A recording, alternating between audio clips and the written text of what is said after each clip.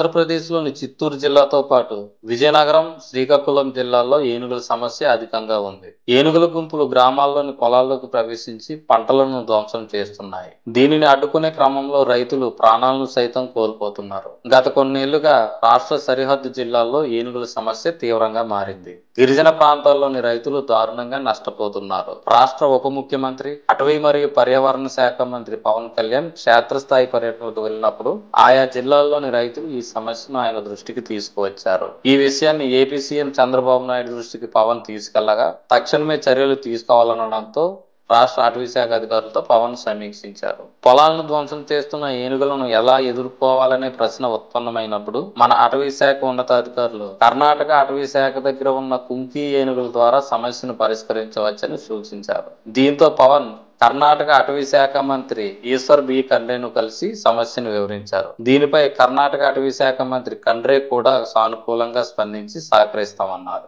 మైసూరులో జరిగే దసరా ఉత్సవాల్లో కర్ణాటక కుంకి ఏనుగులు కీలక పాత్ర పోషిస్తాయి. అందువల్ల దసరా తర్వాత వాటిని ఇచ్చేందుకు అంగీకరించారు. కుంకి ఏనుగుల గురించి చెప్పాలంటే పొలాల్లోకి చొరబడిన మదపుట ఏనుగులను దారిని పెట్టే వాటినే కుంకి ఏనుగులు అంటారు. అడవిలో మంద నుంచి వేరు చేసిన ఏనుగులను కొన్ని ప్రత్యేకమైన అడవి ఏనుగులను తీసుకొచ్చి ట్రైనింగ్ ఇస్తారు. అవి మావటి వారు చెప్పే మాటలు వింటే వాటికి చెరుకు గడలు, బెల్లం ఇస్తారు. దీనివల్ల ఆ ఏనుగుకు మావటి వారికి మధ్య బంధం ఏర్పడుతుంది. అంతా ఓకే అనుకుంటే వాటిని ఎన్క్లోజర్ నుంచి బయటకు తీసుకొచ్చి ట్రైనింగ్ ఇస్తారు. ఈ ట్రైనింగ్ అంతా డాక్టర్లు, అధికారుల పర్యవేక్షణలో జరుగుతుంది. ట్రైనింగ్ సమయంలో ఆ ఏనుగును మిగతా ఏనుగులతో కలవనిస్తారు. దీనివల్ల అది అడవి ఏనుగులను సడన్ గా చూసినా భయపడకుండా ఉండటం సాధ్యపడుతుంది. ఆ తర్వాత ఆ ఏనుగును అడవిలోకి ట్రిప్ కోసం మావటి వారు తీసుకెళ్తారు. అది అక్కడి పరిసరాలకు అనుకూలంగా అలవాటు పడేలా చేస్తుంది. లాస్ట్ స్టేజ్ ట్రైనింగ్ లో ఆ ఏనుగులను ఒంటరిగా అడవిలోకి పంపిస్తారు. అప్పుడు అవి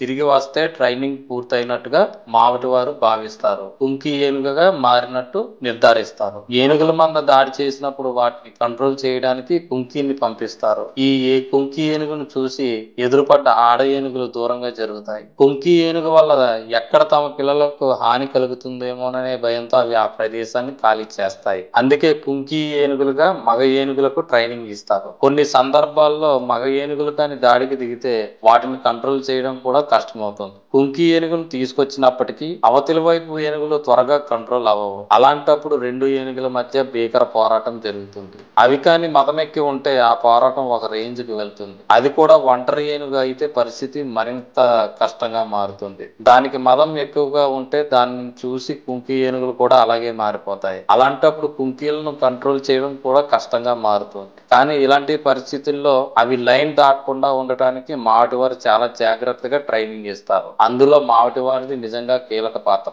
వాటిని ఆ రకంగా తీర్చిదిద్దిన ఘనత వారికే చెందుతుంది. ముళ్ళును ముళ్ళుతోనే తీయాలన్నట్టుగా గతంలో పంట పొలాలపై దాడి చేసి మనుషులను చంపడానికి, గాయపరచడానికి అలవాటు పడిన ఏనుగులను పట్టి వాటికే కుంకి ఏనుగులుగా ట్రైనింగ్ శిక్షణ ఇస్తారు.